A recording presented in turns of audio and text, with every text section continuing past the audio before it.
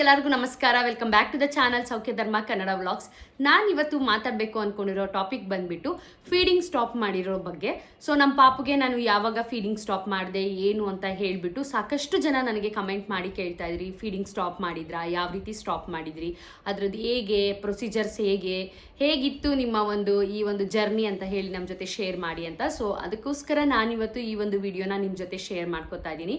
Hope ಎಲ್ರಿಗೂ ಈ video ಇಷ್ಟ ಆಗ್ಬೋದು. ಹಾಗೆ ನಾನು ಕೊಡೋ ಸ್ವಲ್ಪ ಸಜೆಷನ್, ನಾನು ಏನು ಟ್ರೈ ಮಾಡಿದ್ನೋ ಸ್ಟಾಪ್ ಮಾಡೋದಕ್ಕೆ ಪೇನ್ಲೆಸ್ ಆಗಿ ಯಾವ ರೀತಿ ಈ ಒಂದು ಬ್ರೆಸ್ಟ್ ಫೀಡಿಂಗ್ನ ಸ್ಟಾಪ್ ಮಾಡ್ಬೋದು ಅನ್ನೋದನ್ನ ನಾನಿವತ್ತು ನನಗೆ ಗೊತ್ತಿರೋಷ್ಟು ಈ ವಿಡಿಯೋದಲ್ಲಿ ಶೇರ್ ಮಾಡ್ತೀನಿ. ಸೊ ಹೋಪ್ ಅದೆಲ್ರಿಗೂ ನಿಮಗೆ ಇಷ್ಟ ಆಗ್ಬೋದು ಆ್ಯಂಡ್ ಯೂಸ್ಫುಲ್ ಆಗ್ಬೋದು ಅಂದ್ಕೊಂಡಿದ್ದೀನಿ. ಯಾರಿಗೆಲ್ಲ ವಿಡಿಯೋ ಇಷ್ಟ ಆಗುತ್ತೆ ದಯವಿಟ್ಟು ಲೈಕ್ ಮಾಡಿ, ಶೇರ್ ಮಾಡಿ, ಸಬ್ಸ್ಕ್ರೈಬ್ ಮಾಡ್ಕೊಳ್ಳಿ ಅಂತ ಹೇಳ್ತೀನಿ.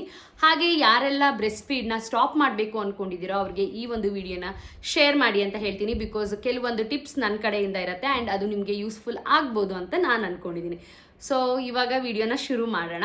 ಸೊ ತುಂಬ ಜನ ನನ್ನನ್ನು ಕೇಳಿದ್ದು ಯಾವಾಗ ನೀವು ಬ್ರೆಸ್ಟ್ ಫೀಡಿಂಗ್ನ ಸ್ಟಾಪ್ ಮಾಡಿದ್ದು ಅಂತ ಹೇಳಿ. ನಾನು ಬ್ರೆಸ್ಟ್ ಫೀಡಿಂಗ್ನ ಸ್ಟಾಪ್ ಮಾಡಿದ್ದು ಬಂದ್ಬಿಟ್ಟು ಡಿಸೆಂಬರ್ 18 ನಮ್ಮ ಪಾಪುಗೆ ಬ್ರೆಸ್ಟ್ ಫೀಡಿಂಗ್ನ ಸ್ಟಾಪ್ ಮಾಡಿದ್ದು. ಆ್ಯಂಡ್ ಪ್ಲೀಸ್ ಇಗ್ನೋರ್, ಹಿಂದಗಡೆ ಒಂದು ಸ್ವಲ್ಪ ಕನ್ಸ್ಟ್ರಕ್ಷನ್ ನಡೀತಾ ಇದೆ ವರ್ಕ್.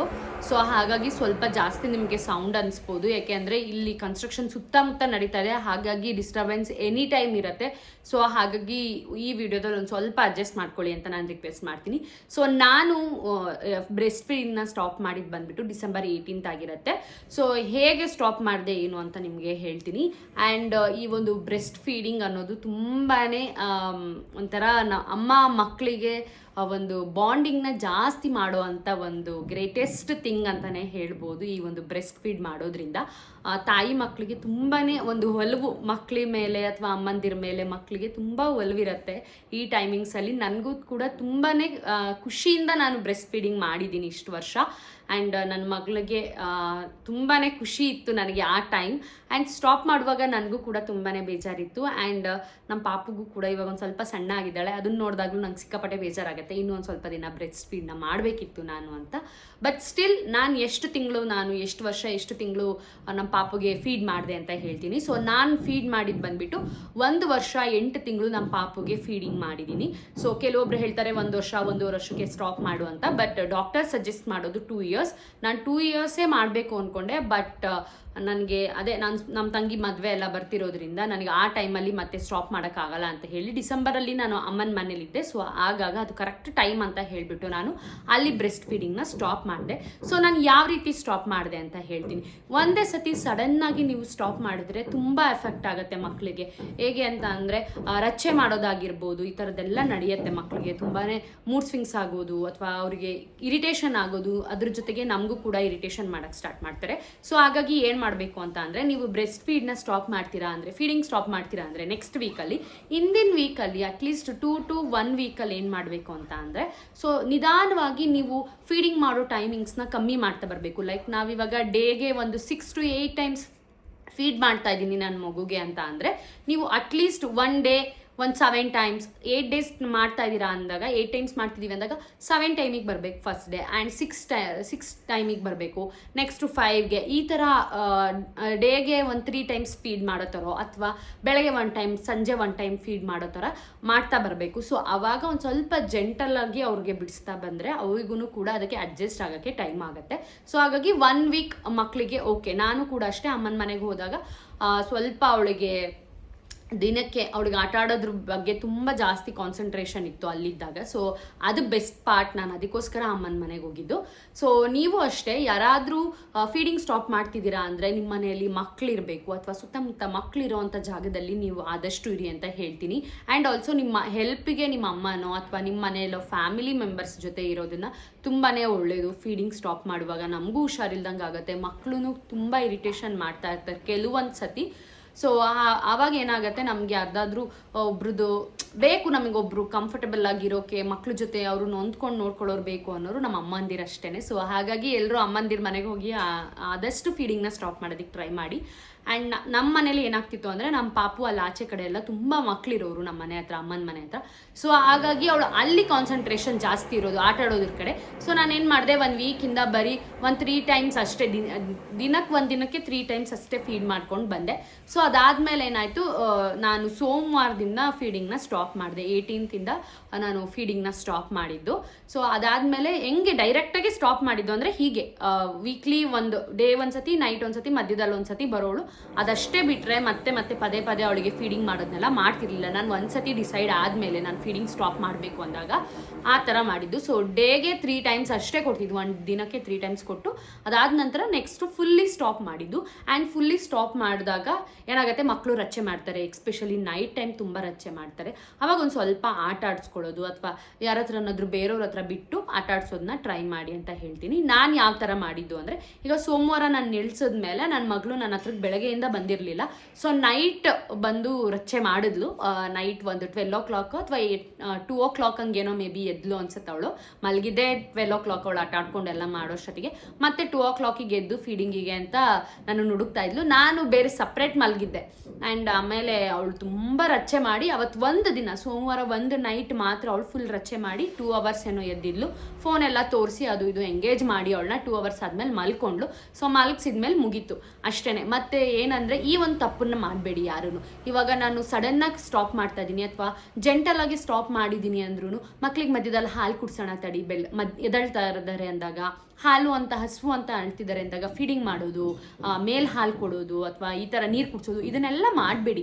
ನಿಮಗೆ ಇನ್ನೂ ತುಂಬ ರಚ್ಚೆ ಮಾಡ್ತಿದ್ದಾರೆ ಅಂದರೆ ಒಂದು ಲೋಟ ನೀರು ಕುಡಿಸಿ, ಅದ್ಬಿಟ್ಟು ಮೇಲ್ಗಡೆ ಹಾಲು ಇಯೋದು ಇದೆಲ್ಲ ಮಾಡಿದ್ರೆ ಏನು ಮಾಡ್ತಾರೆ, ಮಕ್ಕಳು ಅದನ್ನೇ ಕಲ್ತ್ಕೊಂಡು ಹೋಗ್ತಾರೆ. ಮತ್ತು ನೆಕ್ಸ್ಟ್ ನೀವೇನು ಫೀಡಿಂಗ್ ಸ್ಟಾಪ್ ಮಾಡೋದೇ ಒಂದು ನೀಟಾಗಿ ಅವರು ನಾರ್ಮಲ್ ಡೇಸಿಗೆ ಬರಲಿ ಅಂತ ಅದ್ಬಿಟ್ಬಿಟ್ಟು ಮತ್ತೆ ಹಾಲು ಕೊಡೋದು, ಮೇಲ್ ಹಾಲು ಕೊಡೋದು ಆ ಥರದ್ದೆಲ್ಲ ಮಾಡಿದ್ರೆ ಏನು ಮಾಡ್ತಾರೆ ಮಕ್ಕಳು, ಮತ್ತೆ ಅದೇ ರೂಟೀನಿಗೆ ಶಿಫ್ಟ್ ಆಗ್ತಾರೆ. ನೀವು ಮತ್ತೆ ಮಧ್ಯರಾತ್ರಿ ಎದ್ದು ಅವರಿಗೆ ಹಾಲು ಕಾಯಿಸಿ ಕುಡಿಸೋ ಸಿಚುವೇಶನ್ ಬರುತ್ತೆ. ಸೊ ಹಾಗಾಗಿ ಏನಂದರೆ, ಫುಲ್ ಸ್ಟಾಪ್ ಅಂದರೆ ಯಾವುದೇ ರೀತಿ ಮೇಲ್ಗಡೆ ಅವರಿಗೆ ಸಪ್ಲಿಮೆಂಟ್ಸ್ ಕೊಡಬೇಡಿ. ಈಗ ನೈಟ್ ಹಠ ಮಾಡಿದಾಗ ಒಂದು ಸ್ವಲ್ಪ ಎಂಗೇಜ್ ಮಾಡಿ, ಕಷ್ಟ ಆದರೂ ಪರವಾಗಿಲ್ಲ, ಪೇರೆಂಟ್ಸ್ ಇರ್ತಾರೆ ಮನೆಗಳಲ್ಲಿ, ಅಮ್ಮಂದಿರು ಇರ್ತಾರೆ, ನಿಮಗೆ ಸಪೋರ್ಟಿವ್ ಆಗಿರ್ತಾರೆ. ಸೊ ಅವ್ರ ಜೊತೆ ಆಟ ಆಡೋಕ್ಕೆ ಬಿಡಿ, ನಮಗೆ ಆಗೋದಿಲ್ಲ ಆ ಒಂದು ಟೈಮಲ್ಲಿ. ಸೊ ಅದಕ್ಕೋಸ್ಕರ ನೀವು ಅವ್ರಿಗೆ ಕೊಡಿ ಅಂತ ಹೇಳ್ತಾ ಇದ್ದೀನಿ ಅಷ್ಟೇ.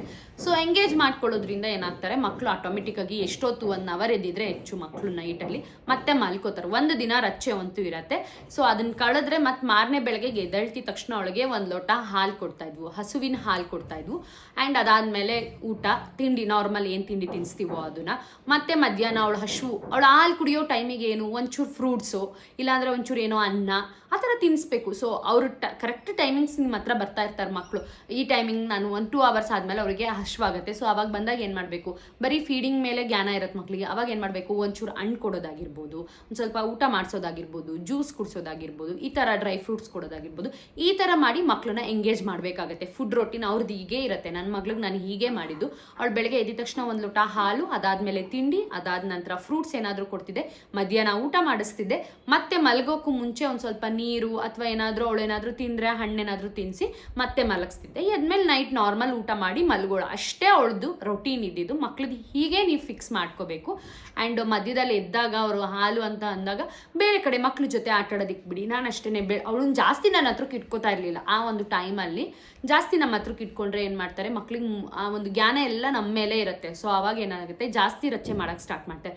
ಸೊ ಮಕ್ಳ ಜೊತೆ ಆಟ ಆಡೋದಕ್ಕೆ ಬಿಡಿ ಅಥವಾ ಏನಾದರೂ ಎಂಗೇಜ್ ಮಾಡಿ ಅವ್ರನ್ನ. ಆ ಒಂದು ಫೀಡಿಂಗ್ ಬಗ್ಗೆ ಯೋಚನೆ ಮಾಡೋಕ್ಕೆ ಟೈಮ್ ಕೊಡ್ದೇನೆ ಎಂಗೇಜ್ ಮಾಡೋದು ತುಂಬಾ ಒಳ್ಳೆಯದು ಅಂತ ಹೇಳ್ತೀನಿ. ಆ್ಯಂಡ್ ಅದಾದಮೇಲೆ ನಾನು ಈ ಥರನೇ ಮಾಡಿದ್ದು. ನಮ್ಮ ಆ ಮಕ್ಳ ಜೊತೆ ಎಲ್ಲ ಆಟ ಆಡ್ಕೊಂಡು ಬಂದಮೇಲೆ ಮತ್ತೆ ಸಂಜೆ 1 ಲೋಟ ನಾರ್ಮಲಾಗಿ ಹಾಲು ಕುಡಿತಾಳೆ. ಈಗಲೂ ಅಷ್ಟೇ ನಾರ್ಮಲಾಗಿ ಬೆಳಗ್ಗೆ 1 ಲೋಟ, ಸಂಜೆ 1 ಲೋಟ ಹಾಲು ಕುಡಿಸ್ತೀನಿ. ಕ್ಯಾಲ್ಶಿಯಮ್ ಇಂಪಾರ್ಟೆಂಟ್, ಮಕ್ಕಳಿಗೆ ಹಾಲು ಕೊಡಿ ಅಷ್ಟೇ. ಸೊ ಈ ಥರ ನಾನು ಒಂದು ಬ್ರೆಸ್ಟ್ ಫೀಡಿಂಗ್ನ ಸ್ಟಾಪ್ ಮಾಡಿದ್ದು ನನ್ನ ಮಗಳಿಗೆ. ಆ್ಯಂಡ್ ಅವಳಿಗೆ ಏನಂತ ಅಂದರೆ, ಒಂದು ದಿನ ಅಷ್ಟೇ ಆಟ ಮಾಡಿದ್ದು, ಇನ್ನೊಂದು ದಿನವೂ ಎದ್ಲು ಮಧ್ಯದಲ್ಲಿ. ಬಟ್ ನಾನು ಪಕ್ಕದಲ್ಲಿ ಮಲಗಿರ್ಲಿಲ್ಲ ಅಂತ ರಚ್ಚೆ ಮಾಡಿದ್ಲು. ನಾನು ಹೋಗಿ ಪಕ್ಕದಲ್ಲಿ ಮಲಗಿದ ತಕ್ಷಣ ಅವಳು ನಾರ್ಮಲ್ ಆಗೋದ್ಲು. ಅವಳೇನು ಮತ್ತೆ ಅಮ್ಮ ಹಾಲು, ಅಮ್ಮ ನನಗೆ ಕುಡಿಬೇಕು ಅನ್ನೋದು, ಅಳೋದು ಆ ಥರದ್ದೆಲ್ಲ ಮತ್ತೇನು ಮಾಡಲಿಲ್ಲ. ಮಗು ಸುಮ್ಮನೆ ಆಗೋದ್ಲು. ಮೇ ಬಿ ಅವಳೊಂದು ಸ್ವಲ್ಪ ದೊಡ್ಡವಳಾಗಿದ್ಲಲ್ಲ, ಮೇ ಬಿ ಊಟ ಎಲ್ಲ ಮಾಡಿಸೋದ್ರಿಂದ ಒಂದು ಸ್ವಲ್ಪ ಜಾಸ್ತಿ ಆರಾಮಾಗಿನೇ ಅವಳಿಗೆ ಹೊಟ್ಟೆ ತುಂಬ್ತಿತ್ತಲ್ಲ, ಸುಮ್ಮನೆ ಆಗ್ತಿದ್ಲು ಅನ್ಸತ್ತೆ.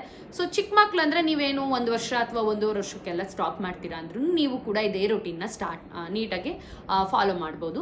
ಆ್ಯಂಡ್ ನಾನು ಮಾಡಿದ ಮಿಸ್ಟೇಕ್ ಏನು ಅಂತ ಹೇಳ್ತೀನಿ. ಆ್ಯಂಡ್ ಈ ಒಂದು ಮಿಸ್ಟೇಕ್ನ ನೀವು ಮಾಡಬೇಡಿ. ಸೊ ಕೆಲವೊಬ್ರು ಹೇಳ್ತಾರೆ ಮನೇಲಿ ನೀವು ಬೇವಿನ ಎಣ್ಣೆ ಹಚ್ಕೊಳ್ಳಿ, ಬೇವಿನ ಸೊಪ್ಪನ್ನ ಹರಿದು ನಿಮ್ಮ ಒಂದು ಬ್ರೆಸ್ಟ್ಗೆ ಹಚ್ಕೊಳ್ಳಿ ಅಂತ ಹೇಳ್ತಾರೆ. ಸೊ ಹಚ್ಕೊಳ್ಳಿ, ಓಕೆ ಫೈನ್, ಹಚ್ಕೊಳ್ಳೋದು ಬೇಡ ಅಂತ ಹೇಳಲ್ಲ. ಸೊ ಮಕ್ಳು ಮುಂದೆ ಅದು ಗಲೀಜ್ ಅನ್ಸೋ ಥರ ಹಚ್ಕೊಂಡಾಗೆ ಅಯ್ಯೋ ಏನೋ ಇದೆ ಅಲ್ಲಿ ಕುಡಿಬಾರ್ದು ಅನ್ನೋ ಥರ ಮೈಂಡ್ ಇದೆ ಮಕ್ಕಳಿಗೆ ಅಂದಾಗ ಹಚ್ಕೊಳ್ಳಿ, ಆವಾಗ ನಿಮ್ಗೆ ಯೂಸ್ ಆಗುತ್ತೆ. ಇಲ್ಲ ಅದನ್ನೇನು ನನ್ನ ಮಗು ಅದನ್ನು ರೆಕಾಗ್ನೈಸೇ ಮಾಡಲ್ಲ ಅಂದಾಗ ಹಚ್ಕೊಳ್ಳೋದು ವೇಸ್ಟು. ನಾನೇನು ಮಾಡಿದೆ ಅಂತ ಅಂದರೆ ಸೋಮವಾರ ನೈಟ್ ಅವಳು ಕೇಳುವಾಗ ಏನು ಮಾಡಿದೆ, ಬೇವಿನ ಎಣ್ಣೆನ ಹಚ್ಚಿ ಅವಳಿಗೆ ಹಾಲನ್ನ ಕುಡ್ಸಕ್ಕೆ ಹೋದೆ. ಅವಳ ಮಕ್ಳಿಗೆ ಏನು ಗೊತ್ತಿರುತ್ತೆ, ಸೊ ಫೀಡ್ ಮಾಡ್ಕೊಬಿಟ್ಲು. ಫೀಡ್ ಒಂದು ಸ್ವಲ್ಪ ಅದು ಎಳ್ದಿದ ತಕ್ಷಣ ಏನಾಗುತ್ತೆ, ನಮ್ಮಲ್ಲಿ ಹಾಲು ಪ್ರೊಡ್ಯೂಸ್ ಆಗಿ ಬಂದು ಫುಲ್ ಸೇರ್ಕೊಂಡ್ಬಿಡುತ್ತೆ ನಿಮಗೆ. ಅವಾಗ ಏನಾಗುತ್ತೆ, ತುಂಬ ಪೇಯ್ನ್ ಬರುತ್ತೆ, ಎಕ್ಸ್ಟ್ರೀಮ್ ಪೇಯ್ನ್ ಆಗುತ್ತೆ.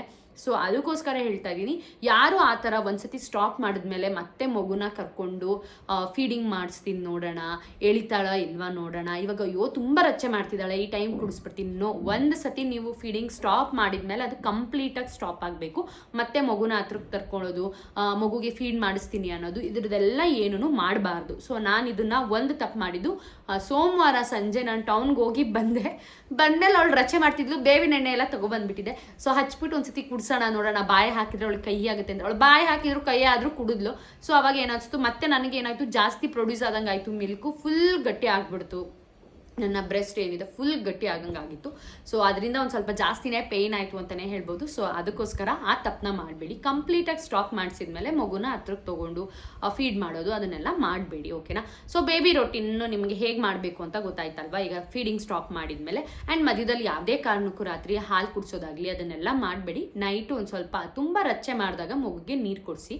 ಸೊ ನನಗೆ ಗೊತ್ತಿರೋ ಅಷ್ಟನ್ನ ನಾನು ನಿಮಗೆ ಶೇರ್ ಮಾಡ್ತಿದ್ದೀನಿ ಅಷ್ಟೇ. ಸೊ ನೆಕ್ಸ್ಟ್ ಪಾರ್ಟ್, ಇವಾಗ ಬೇಬಿಗೆ ಕಂಪ್ಲೀಟಾಗಿ ಫೀಡಿಂಗ್ ಸ್ಟಾಪ್ ಮಾಡಾಯಿತು. ಸೊ ಅವಳೇನೋ ಆರಾಮಾಗಾದ್ಲು, ಊಟ ಮಾಡ್ತಾ ಇದ್ದಾಳೆ, ಎಲ್ಲ ಮಾಡ್ತಿದ್ದಾಳೆ. ಬಟ್ ನಮಗೆ ನಾವು ಹೇಗಿದ್ದೀವಿ, ನಾವು ಏನು ಮಾಡ್ಕೋಬೇಕು, ಯಾವ ರೀತಿ ಇರಬೇಕು ಅನ್ನೋದನ್ನ ಇವಾಗ ಹೇಳ್ತೀನಿ. ಸೊ ಏನಂತ ಅಂದರೆ, ಫಸ್ಟ್ಗೆ ನೀವು ಫೀಡಿಂಗ್ ಸ್ಟಾಪ್ ಮಾಡಿದ್ಮೇಲೆ ಏನಾಗುತ್ತೆ, ಆಟೋಮೆಟಿಕ್ಕಾಗಿ ನಮಗೆ ಏನಾಗುತ್ತೆ, ಮಿಲ್ಕ್ ಸ್ಟೋರ್ ಆಗೋದು ನಾರ್ಮಲ್ ಆಗಿ ಸ್ಟೋರ್ ಆಗುತ್ತೆ. ಆ್ಯಂಡ್ ಮೇಕ್ ಶೋರ್ ನೀವೇನು ಮಾಡಬೇಕು ಅಂತ ಅಂದರೆ ತುಂಬ ಟೈಟ್ ಬ್ರಾಸ್ನ ಹಾಕೋಬೇಕಾಗತ್ತೆ. ಯಾಕೆಂತ ಅಂದರೆ ಫ್ರೀ ಬಿಟ್ಟಾಗ ಏನಾಗುತ್ತೆ, ಮಿಲ್ಕ್ ಫುಲ್ಲು ಫ್ಲೋ ಆಗೋಕ್ಕೆ ಸ್ಟಾರ್ಟ್ ಆಗುತ್ತೆ, ಸ್ಟಾಪ್ ಆಗೋದಿಲ್ಲ, ಫ್ಲೋ ಆಗೋಕ್ಕೆ ಸ್ಟಾರ್ಟ್ ಆಗುತ್ತೆ. ಸೊ ಅದಕ್ಕೋಸ್ಕರ ಏನು ಮಾಡಬೇಕು, ಫುಲ್ ಟೈಟ್ ಬ್ರಾನ ಹಾಕೋಬೇಕಾಗತ್ತೆ. ಆ್ಯಂಡ್ ಬಟ್ಟೆನಾದರೂ ಕಟ್ಕೋಬೋದು ಅದ್ರ ಮೇಲ್ಗಡೆ. ಸೊ ಈ ರೀತಿ ಮಾಡೋದ್ರಿಂದ ಫ್ಲೋ ಆಗೋದಿಲ್ಲ ಮಿಲ್ಕು. ಸೊ ಅಲ್ಲೇ ಗಟ್ಟಿಯಾಗಿ ಅದು ಅಲ್ಲೇ ಕರಗಿ ಹೋಗಬೇಕಾಗತ್ತೆ. ಸೊ ಹಿಂಗೆ ಬೇಕಾಗತ್ತೆ, ಹಾಲು ಹಿಂಗಿ ಹೋಗಬೇಕಾಗತ್ತೆ. ಅದನ್ನು ಕರ್ದು ಹಾಕೋದು ಅದನ್ನೆಲ್ಲ ನಾನು ಮಾಡಿಲ್ಲ, ಅದೆಲ್ಲ ನನಗೆ ಗೊತ್ತಿಲ್ಲ. ನಾನು ಮಾಡಿದ್ದು ಇಷ್ಟೇ, ಫುಲ್ ಟೈಟ್ ಬ್ರಾನ ಯೂಸ್ ಮಾಡ್ಕೊಳ್ಳಿ ಅಥವಾ ಟೈಟ್ ಬಟ್ಟೆಗಳನ್ನ ಹಾಕೊಳ್ಳಿ. ಅವಾಗ ಏನಾಗುತ್ತೆ, ಅದು ಸ್ಟಿಫ್ಡ್ ಆಗಿ ಕುತ್ಕೊಂಡು ಅದಲ್ಲೇ ಗಂಟಾದ್ರೂ ಕರ್ಗಿ ಹೋಗೋಕ್ಕೆ ಹೆಲ್ಪ್ ಮಾಡುತ್ತೆ, ಓಕೆನಾ. ಸೊ ನೆಕ್ಸ್ಟ್ ತುಂಬಾ ಫುಲ್ ಆದಮೇಲೆ ಬ್ರೆಸ್ಟ್ ಏನಾಗುತ್ತೆ, ತುಂಬ ಇಲ್ಲಿಂದ ಇಲ್ಲಿವರೆಗೂ ಫುಲ್ ಪೇಯ್ನ್ ಬರುತ್ತೆ ನಿಮಗೆ. ಬೆನ್ ತನಕನೂ ಫುಲ್ಲು ನರ ಎಲ್ಲ ನಿಮ್ಗೆ ಏನಾಗುತ್ತೆ ಅಂತ ಅಂದರೆ, ಫುಲ್ಲು ನರ ಎಲ್ಲ ಏನಾಗುತ್ತೆ, ಇಲ್ಲಿಂದ ಇಲ್ಲಿವರೆಗೂ ಫುಲ್ ಕಂಪ್ಲೀಟ್ ಆಗಿ ನರದಲ್ಲಿ ಮಿಲ್ಕ್ ಎಲ್ಲ ಸೇರ್ಕೊಂಡಿರುತ್ತೆ, ಫುಲ್ ಎಕ್ಸ್ಟ್ರೀಮ್ ಆಗಿ ಪೇಯ್ನ್ ಇರುತ್ತೆ. ಸೊ ಆ ಟೈಮಲ್ಲಿ ಏನು ಮಾಡಬೇಕು ಅಂತ ನಾನು ಇವಾಗ ಹೇಳ್ತೀನಿ ನಿಮಗೆ. ಸೊ ತುಂಬ ಪೇಯ್ನ್ ಬರ್ತಾ ಇದೆ ನಮಗೆ ಅಂದಾಗ ನೀವು ಡಾಕ್ಟರ್ನ ಕನ್ಸಲ್ಟ್ ಮಾಡೋದು ತುಂಬಾ ಒಳ್ಳೆಯದು. ಆ್ಯಂಡ್ ಅದಕ್ಕೂ ಮುಂಚೆ ಏನಂತ ಅಂದರೆ, ಬಿಫೋರ್ ನೀವು ಫೀಡಿಂಗ್ ಸ್ಟಾಪ್ ಮಾಡ್ತೀರಾ ಅಂದಾಗಲೂ ಒಂದ್ಸತಿ ನಿಮ್ಮ ಗೈನೋಕಾಲಜಿಸ್ಟ್ನ ನೀವು ರೆಫರ್ ಮಾಡ್ಕೊಳ್ಳೋದು ತುಂಬಾ ಒಳ್ಳೆಯದು. ಅವ್ರ ಹತ್ರ ಹೇಳಿ, ಈ ಥರ ಫೀಡಿಂಗ್ ಸ್ಟಾಪ್ ಮಾಡ್ತಾ ಇದ್ದೀನಿ, ನನಗೆ ಪೇಯ್ನ್ ಇಲ್ದಂಗೆ ಯಾವ ಥರದಾದರೂ ಟ್ಯಾಬ್ಲೆಟ್ಸ್ನ ಕೊಡಿ ಅಂತ ಹೇಳಿ ಅವರು ನಿಮ್ಗೆ ಯಾವುದೇ ರೀತಿ ಏನು ಅಫೆಕ್ಟ್ ಆಗದೆ ಇರೋ ಥರ ಹೇಳ್ಬಿಟ್ಟು ನಿಮಗೆ ಟ್ಯಾಬ್ಲೆಟ್ಸ್ನ ಬರೆದು ಕೊಡ್ತಾರೆ ನಿಮ್ಮ ಗೈನಕಾಲಜಿಸ್ಟ್. ಡಾಕ್ಟರ್ ಸಜೆಷನ್ ಮೇಲೇ ನೀವು ಟ್ಯಾಬ್ಲೆಟ್ಸ್ ತೊಗೋಬೇಕಾಗತ್ತೆ. ಸುಮ್ಮನೆ ಹೋಗಿ ಮೆಡಿಕಲಲ್ಲೆಲ್ಲ ದಯವಿಟ್ಟು ತೊಗೋಬೇಡಿ. ಒಂದ್ಸತಿ ಡಾಕ್ಟರ್ ಹತ್ರ ಕೇಳಿ ನೀಟಾಗಿ ಅವ್ರ ಹತ್ರ ಪ್ರಿಸ್ಕ್ರಿಪ್ಷನ್ಸ್ ತೊಗೊಂಡು ಆನಂತರ ಮಾತ್ರೆಗಳನ್ನ ತೊಗೊಳ್ಳಿ. ನೀವು ಫೀಡಿಂಗ್ ಸ್ಟಾಪ್ ಮಾಡುವಾಗ ಪೇಯ್ನ್ ಅಂತೂ ಇದ್ದೇ ಇರುತ್ತೆ. ಸೊ ಪೇಯ್ನ್ಲೆಸ್ ಬೇಕು ಅಂದರೆ ಡಾಕ್ಟರ್ ಹತ್ರ ಹೋಗಿ ನೀವು ಟ್ಯಾಬ್ಲೆಟ್ಸ್ ತೊಗೊಂಡ್ರೆ ಪೇಯ್ನ್ಲೆಸ್ ಖಂಡಿತ ಇರುತ್ತೆ. ನಾನು ಅಷ್ಟೇ, ನನಗೆ ಗೊತ್ತಿತ್ತು ಈ ಥರ ಪೇಯ್ನ್ ಆಗುತ್ತೆ ಅಂತ. ನನಗೊಬ್ರು ಹೇಳಿದರು ಡಾಕ್ಟರ್ ಹತ್ರ ಹೋಗಿ ಸಜೆಷನ್ ತಗೊಂಡು ಟ್ಯಾಬ್ಲೆಟ್ಸ್ ತಗೋ, ಆವಾಗ ಆರಾಮಾಗುತ್ತೆ ಅಂತ ಹೇಳಿ. ಸೊ ನಾನು ಅಷ್ಟೇ ಫೀಡಿಂಗ್ ಸ್ಟಾಪ್ ಮಾಡಿದ್ಮೇಲೆ ಡಾಕ್ಟರ್ ಹತ್ರ ಹೋಗಿ ಸಜೆಸ್ಟ್ ಮಾಡಿ ಅವ್ರು ಕೊಟ್ಟಂಥ ಟ್ಯಾಬ್ಲೆಟ್ಸ್ನ ತೊಗೊಂಡ್ಮೇಲೆ ಪೇಯ್ನ್ ಏನೂ ಇರಲಿಲ್ಲ, ನಾರ್ಮಲ್ ಆಗಿ ಇತ್ತು. ಬಟ್ ಮಲಗುವಾಗ ಆಗಿರ್ಬೋದು, ಒಂದು ಬಾವೆಲ್ಲ ಏನಿರುತ್ತಲ್ಲ ಮಿಲ್ಕ್ ಸ್ಟೋರ್ ಆಗಿದೆಲ್ಲ ಅದೆಲ್ಲ ನಾರ್ಮಲ್ ಆಗಿ ಲೈಟಾಗಿ ಪೇಯ್ನ್ ಇರುತ್ತೆ, ಎಕ್ಸ್ಟ್ರೀಮ್ ಲೆವೆಲ್ಗೆ ಪೇಯ್ನ್ ಇರೋದಿಲ್ಲ ಅಷ್ಟೇ ನೀವು ಟ್ಯಾಬ್ಲೆಟ್ಸ್ ತೊಗೊಳೋದ್ರಿಂದ. ಸೊ ನಿಮ್ಮ ಗೈನಕಾಲಜಿಸ್ಟ್ನ ನೀವು ರೆಫರ್ ಮಾಡಿಕೊಂಡು ನೀವು ಟ್ಯಾಬ್ಲೆಟ್ಸ್ನ ತೊಗೊಳ್ಳೋದು ತುಂಬಾ ಒಳ್ಳೆಯದು. ಸೊ ನೀವು ಪೇಯ್ನ್ಲೆಸ್ ಬೇಕು ಅಂದರೆ ಟ್ಯಾಬ್ಲೆಟ್ಸ್ಗೆ ಹೋಗಿ. ಇಲ್ಲ ಪರವಾಗಿಲ್ಲ, ನಾವು ಪೇಯ್ನ್ ತಡೆಯಂಗಿದ್ದೀವಿ, ಬೇರೆಬಲ್ ಇದೆ ಆ ಒಂದು ಪೇಯ್ನ್ ಅಂದರೆ ಆರಾಮಾಗಿರಿ ಅಷ್ಟೇ. ಆ್ಯಂಡ್ ಆ ಒಂದು ಬ್ರೆಸ್ಟಿಗೆ ಏನು ಯಾವಾಗ್ಲೂ ಒಂದು ತಣ್ಣೀರು ಬಟ್ಟೆನ ಹಾಕೊಳ್ತಾ ಬನ್ನಿ. ಆ ತಣ್ಣೀರು ಬಟ್ಟೆಯಲ್ಲಿ ಫುಲ್ ಕವರ್ ಮಾಡ್ಕೊಳ್ಳೋದ್ರಿಂದ ಅದು ಬೇಗ ಗಂಟು ಹಿಂಗತ್ತೆ. ಆ್ಯಂಡ್ ನಿಮಗೆ ಪೇಯ್ನ್ ಕೂಡ ಅಷ್ಟೊಂದಿರೋದಿಲ್ಲ. ಸೊ ನೀವು ಡಾಕ್ಟ್ರ್ ಹತ್ರ ಹೋದ್ರೂ ಫಸ್ಟ್ ಹೇಳೋದು ನಿಮಗೆ ತಣ್ಣೀರು ಬಟ್ಟೆ ಹಾಕಿ ಆ್ಯಂಡ್ ಎಲೆಕೋಸಿಡಿ ಅಂತ ಹೇಳ್ತಾರೆ. ಎಲೆನ ಹಾಕಿ ಇಡೋದ್ರಿಂದ ಏನಾಗುತ್ತೆ, ಅದು ಬತ್ತದಂಗೆ ಹಾಲು ಕೂಡ ಬತ್ತತ್ತೆ ಅಂತ ಹೇಳ್ತಾರೆ. ಸೊ ಹಾಗಾಗಿ ಎಲೆಕೋಸನ್ನ ಇಟ್ಕೋಬೋದು, ಹಾಗೆ ತಣ್ಣೀರು ಬಟ್ಟೆನ ಹಾಕೋಬೇಕು. ಹಾಕೋಬೇಕು. ಆ್ಯಂಡ್ ಟೈಟ್ ಇನ್ನರ್ ವೇರ್ಸ್ನ ನೀವು ಯೂಸ್ ಮಾಡಬೇಕಾಗತ್ತೆ, ಲೈಕ್ ಎಕ್ಸ್ಪೆಷಲಿ ಬ್ರಾಸ್ಗಳನ್ನ ಟೈಟಾಗಿ ಹಾಕೋಬೇಕಾಗತ್ತೆ. ಸೊ ಆವಾಗ ನಿಮಗೆ ಯಾವುದೇ ರೀತಿ ಅಷ್ಟೊಂದು ಪೇಯ್ನ್ ಅನ್ಸಲ್ಲ. ಸೊ ನಾನು ಮಾಡಿದ್ದು ಇಷ್ಟೇ ಟಿಪ್ಸ್ ಅಂತ ಅಂದರೆ, ಲೈಕ್ ಡಾಕ್ಟ್ರ್ ಹತ್ರ ಹೋಗಿ ಟ್ಯಾಬ್ಲೆಟ್ಸ್ ತೊಗೊಂಡಿದ್ದೆ. ಆ್ಯಂಡ್ ಅದಾದಮೇಲೆ ನಾರ್ಮಲಾಗಿ ನಾನು ತಣ್ಣೀರು ಬಟ್ಟೆ ಹಾಗೆ ಎಲೆಕೋಸನ್ನ ಇಟ್ಕೋತಾ ಇದ್ದೆ. ಆ್ಯಂಡ್ ಏನಾಗುತ್ತೆ ನೆಕ್ಸ್ಟು ಅದೆಲ್ಲ ಆದಮೇಲೆ ಇವಾಗ ನಮಗೆ ತುಂಬ ಚೆನ್ನಾಗಿ ಮಿಲ್ಕ್ ಪ್ರೊಡ್ಯೂಸ್ ಆಗ್ತಿದೆ ಅನ್ನುವಾಗ ಏನಾಗುತ್ತೆ, ತುಂಬ ಜಾಸ್ತಿ ಹಾಲು ಕಟ್ಬಿಟ್ಟಿರುತ್ತೆ, ತುಂಬ ಜಾಸ್ತಿ ಗಂಟುಗಳು ಉಳಿದು ಬಿಡುತ್ತೆ. ನಮಗೆ ಮಿಲ್ಕೇ ಕಮ್ಮಿ ಪ್ರೊಡ್ಯೂಸ್ ಆಗ್ತಿದೆ ಅನ್ನೋರಿಗೆ ಏನೂ ತೊಂದರೆ ಇಲ್ಲ.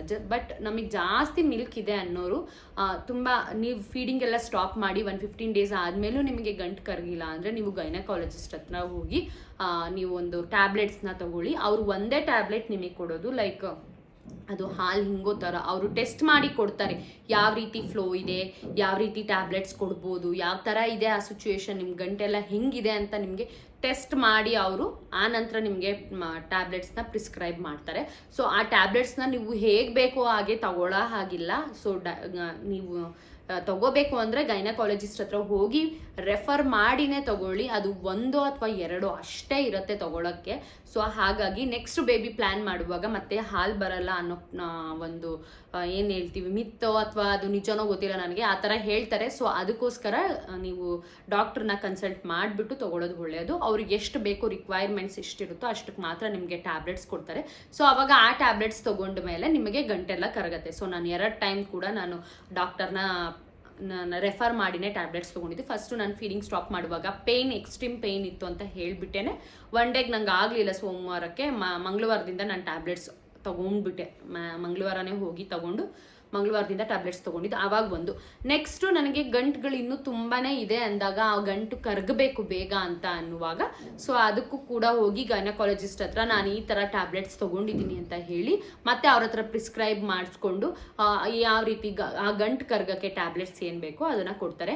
ಆ್ಯಂಡ್ ಮಗುನ ಅಷ್ಟೇ, ಇದಿಷ್ಟು ನಾವು ಮಾಡಬೇಕಾಗಿರೋದು. ಇಷ್ಟು ಎಕ್ಸ್ಟ್ರೀಮ್ ಒಂದು ಪೇಯ್ನ್ಲೆಸ್ ಆಗಿ ನೀವು ಮಾಡ್ಕೋಬೋದು ಅಷ್ಟೇ. ಆ್ಯಂಡ್ ತಣ್ಣೀರು ಬಟ್ಟೆನ ಆದಷ್ಟು ಹಾಕ್ಕೊಳ್ಳಿ. ಆ್ಯಂಡ್ ಏನು ಎಲೆಕೋಸಿರೋ ಆದಷ್ಟು ಇಟ್ಕೊಳ್ಳಿ. ನಿಮಗೆ ಡಾಕ್ಟ್ರು ಕೂಡ ಸಜೆಸ್ಟ್ ಮಾಡೋದು ಟೈಟಾಗಿ ಒಳಗಡೆ ಬಟ್ಟೆಗಳನ್ನ ಹಾಕ್ಕೊಳ್ಳಿ ಅಂತ, ಅದಷ್ಟೇ. ಆ್ಯಂಡ್ ಪೇಯ್ನ್ ಇರುತ್ತೆ ಮಗುನ. ಅದಾದಮೇಲೆ ಏನು ತಪ್ಪು ಮಾಡ್ತೀವಿ, ನಿಮ್ಗೆ ಏನಾದರೂ ಫೀಡಿಂಗ್ ಸ್ಟಾಪ್ ಮಾಡಬೇಕಾದ್ರೆ ನಾನು ಯಾಕೆ ನಿಮ್ಮ ಜೊತೆಗೆ ಯಾರಾದರೂ ಸಪೋರ್ಟಿವ್ ಆಗಿ ಇಟ್ಕೊಳ್ಳಿ ಅಂದರೆ ಇದಕ್ಕೇನೆ, ಲೈಕ್ ನಾವೇ ತುಂಬ ಪೇಯ್ನ್ ಆಗಿರುತ್ತೆ. ಸೊ ಮಗುನ ಅವಾಗ ಆಟ ಮಾಡುವಾಗ ಎತ್ಕೊಂಡು ಇದು ಮಾಡೋದೆಲ್ಲ ಮಾಡುವಾಗ ಅದನ್ನೆಲ್ಲ ಹೊಸ್ಕಾಡಿದ್ರೆ ಇನ್ನೂ ತುಂಬ ಎಕ್ಸ್ಟ್ರೀಮಾಗಿ ಪೇಯ್ನ್ ಆಗುತ್ತೆ, ತುಂಬ ಹುಷಾರಿಲ್ದಂಗೆ ತಪ್ಪಬೇಕಾಗತ್ತೆ. ಸೊ ಅದಕ್ಕೋಸ್ಕರ ಮಗು ಜೊತೆಗೆ ಯಾರಾದರೂ ಫೀಡಿಂಗ್ ಸ್ಟಾಪ್ ಮಾಡುವಾಗ ನಿಮ್ಮ ಜೊತೆ ಇರೋದು ತುಂಬಾ ಉತ್ತಮ ಅಂತ ಹೇಳ್ತೀನಿ. ಎಕ್ಸ್ಪೆಷಲಿ ಅಮ್ಮಂದಿರಾದ್ರೆ ತುಂಬ ಚೆನ್ನಾಗಿರತ್ತೆ, ಕಂಫರ್ಟಬಲ್, ನಮ್ಮ ಮಕ್ಕಳನ್ನ ತುಂಬ ಚೆನ್ನಾಗಿ ನೋಡ್ಕೊತಾರೆ ಅನ್ನೋ ಒಂದು ಕಾನ್ಫಿಡೆನ್ಸ್ ನಮ್ಮಲ್ಲೂ ಇರುತ್ತೆ, ನಮಗೂ ಕೂಡ ಆರಾಮಾಗಿ ಹುಷಾರಾಗ್ಬೋದು. ಸೊ ನಾನು ಕೂಡ ಅದನ್ನೇ ಮಾಡಿದ್ದು, ನಿಮಗೂ ಅದನ್ನೇ ಹೇಳ್ತಾ ಇದ್ದೀನಿ ಅಷ್ಟೇ. ಸೊ ನೆಕ್ಸ್ಟ್ ಈಗ ನಾವು ಯಾವ ಥರ ಊಟ ತಗೋಬೇಕು ಏನು ಅಂತ ಹೇಳಿಬಿಟ್ಟು, ಸೊ ಊಟ ಯಾವ ರೀತಿ ಮಾಡ್ತಾ ಇದ್ದೆ ನಾನು ಅಂದರೆ ತಿಳಿಸಾರನ್ನ, ತುಂಬ ಕಮ್ಮಿ ಉಪ್ಪು ಖಾರ ಹುಳಿ ಇರೋವಂಥ ಊಟ, ಸಪ್ಪೆ ಮೊಸರನ್ನ, ನೀವೇನಾದರೂ ಇಷ್ಟಪಟ್ಟು ತಿನ್ನೋದಾದರೆ ಹಾಲನ್ನು ಆ ಥರ ತಿನ್ನಿ. ಯಾಕೆ ಅಂತ ಅಂದರೆ ನಾವು ಜಾಸ್ತಿ ಉಪ್ಪು ಖಾರ ತಿಂದಷ್ಟು, ನೀವು ನೋಡಿದ್ದೀರಾ, ನಾನು ತುಂಬ ಸತಿ ಅಬ್ಸರ್ವ್ ಮಾಡಿದ್ದೀನಿ, ನಾನು ನಾನ್ ವೆಜ್ ಊಟ ಮಾಡಿದಾಗ ಅಥವಾ ತುಂಬ ಏನೋ ಉಪ್ಪು ಖಾರ ಜಾಸ್ತಿ ಇರೋವಂಥ ಐಟಮ್ಸ್ನ ನಾನು ತಿಂದಾಗ ಏನಾಗ್ತಿತ್ತು ಅಂದರೆ ಜಾಸ್ತಿ ಮಿಲ್ಕ್ ಪ್ರೊಡ್ಯೂಸ್ ಆಗೋಕ್ಕೆ ಸ್ಟಾರ್ಟ್ ಆಗ್ತಿತ್ತು. ಸೊ ಆವಾಗ ಏನಾಗುತ್ತೆ, ಜಾಸ್ತಿ ನನಗೆ ಗೊತ್ತಿಲ್ಲದಂಗೆ ಅದು ಫ್ಲೋ ಆಗೋಕ್ಕೆ ಸ್ಟಾರ್ಟ್ ಆಗಿಬಿಡೋದು, ಅಷ್ಟೊಂದು ಮಿಲ್ಕ್ ಪ್ರೊಡ್ಯೂಸ್ ಆಗೋದು. ಎಕ್ಸ್ಪೆಷಲಿ ನಾನ್ ವೆಜ್ಜು ಪ್ರೋಟೀನ್ ಐಟಮ್ಸ್ನ ನೀವು ಜಾಸ್ತಿ ನಿಮ್ಮ ಬಾಡಿಗೆ ತೊಗೊಂಡಾಗ ಈ ಥರ ಆಗುತ್ತೆ. ಸೊ ಅದಕ್ಕೋಸ್ಕರ ಏನಂತ ಅಂದರೆ ಒಂದು ಸ್ವಲ್ಪ ಮಜ್ಜಿಗೆ, ಮೊಸರು, ಉಪ್ಪು ಹುಳಿ ಖಾರ ಕಮ್ಮಿ ತಿನ್ನುವಂಥ ಅಡುಗೆಗಳನ್ನ ಮಾಡಿಸ್ಕೊಂಡು ತಿನ್ನಿ. ಸೊ ಆವಾಗ ನಿಮಗೆ ಮಿಲ್ಕ್ ಪ್ರೊಡ್ಯೂಸಿಂಗು ಕೂಡ ತುಂಬ ಕಮ್ಮಿ ಇರುತ್ತೆ. ಆ್ಯಂಡ್ 1 ಟೈಮ್ ಸ್ಟಾಪ್ ಅಂದರೆ 1 ಟೈಮ್ ಸ್ಟಾಪ್ ಮಾಡಿ ಅಷ್ಟೇ ಮಗುನ. ಆ್ಯಂಡ್ ಮಗುನ ಎತ್ತಾಡೋದು, ಮುದ್ದು ಮಾಡೋದು, ಹಿಂಗೆ ಎತ್ಕೊಳ್ಳೋದು, ಇಲ್ಲೆಲ್ಲ ಮಗು ಉಜ್ಜಾಡೋದು, ಒದಿಯೋದು, ಆ ಥರದ್ದೆಲ್ಲ ಮಾಡಿಸ್ಕೊಂಡ್ರೆ ಇನ್ನೂ ತುಂಬ ಪೇಯ್ನ್ ಆಗುತ್ತೆ. ಆ್ಯಂಡ್ ಗಂಟು ಕರಗಿಲ್ಲ ಅಂದರೆ ಮಗುನ, ನನಗೂ ಅಷ್ಟೇ ಗಂಟು ನನಗೆ 15 ಡೇಸ್ ಆದಮೇಲೂ ಕರಗಿಲ್ಲ ಅಂದಿದ್ದಕ್ಕೆ ಸೊ ಡಾಕ್ಟ್ರ್ ಹೇಳಿದರು ಮಗುನ ಜಾಸ್ತಿ ಹತ್ರಕ್ಕೆ ಬಿಟ್ಕೋಬೇಡಿ, ಎತ್ಕೊಳ್ಳೋದು ಅವ್ರನ್ನೆಲ್ಲ ಮಾಡ್ತಾಯಿದ್ರೆ ಅವ್ರು ಮುಟ್ಟೋದು ಆ ಥರ ಮಾಡೋದ್ರಿಂದ ಏನಾಗುತ್ತೆ ತುಂಬಾ ಲಂಪ್ಸ್ ಉಳಿದು ಬಿಡುತ್ತೆ ಹಾಗೇನೆ ಅಂತ. ಆ್ಯಂಡ್ ನಾವು ಕೂಡ ನಾರ್ಮಲಾಗಿ ಬಟ್ಟೆ ಹಾಕಿದ್ಮೇಲೆ ಮುಗಿದು ಅದು ಗಂಟಿದೆಯಾ ಇಲ್ವಾ ಅಂತ ಪದೇ ಪದೇ ಮುಟ್ಟೋದು, ಇನ್ಸ್ಪೆಕ್ಷನ್ ಮಾಡೋದು, ಅದನ್ನೆಲ್ಲ ಏನು ಮಾಡಬೇಡಿ.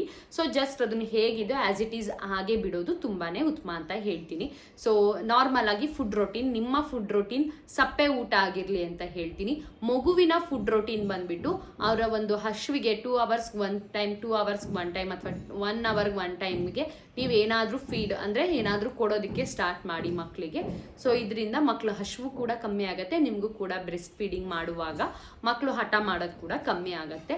ಸೊ ನನ್ನ ಒಂದು ಬ್ರೆಸ್ಟ್ ಫೀಡಿಂಗ್ ಜರ್ನಿ ಯಾವ ರೀತಿ ಸ್ಟಾಪ್ ಮಾಡಿದೆ ಅನ್ನೋದನ್ನ ನಾನು ಇಲ್ಲಿ ನಿಮ್ಮ ಜೊತೆ ಶೇರ್ ಮಾಡಿದ್ದೀನಿ ಇವತ್ತು. ಹೋಪ್ ಎಲ್ರಿಗೂ ಈ ವಿಡಿಯೋ ಇಷ್ಟ ಆಗಿರುತ್ತೆ ಅಂದ್ಕೊಂಡಿದ್ದೀನಿ, ಯೂಸ್ಫುಲ್ ಇದೆ ಅಂತ ಅಂದ್ಕೊಂಡಿದ್ದೀನಿ. ಯಾವ ರೀತಿ ನೀವು ಸ್ಟಾಪ್ ಮಾಡ್ಬೋದು ಅನ್ನೋದು ನಿಮಗೊಂದು ಐಡಿಯಾ ಬಂದಿರುತ್ತೆ ಅಂತ ಅಂದ್ಕೊಂಡಿದ್ದೀನಿ. ಸೊ ಇಷ್ಟ ಆಗಿದ್ರೆ ಲೈಕ್ ಮಾಡಿ, ಶೇರ್ ಮಾಡಿ, ಸಬ್ಸ್ಕ್ರೈಬ್ ಮಾಡಿ ಅಂತ ಹೇಳ್ತಾ ಮತ್ತೊಂದು ವ್ಲಾಗಲ್ಲಿ ಸಿಗ್ತೀನಿ. ಅಲ್ಲಿವರೆಗೂ take care, bye bye, thank you.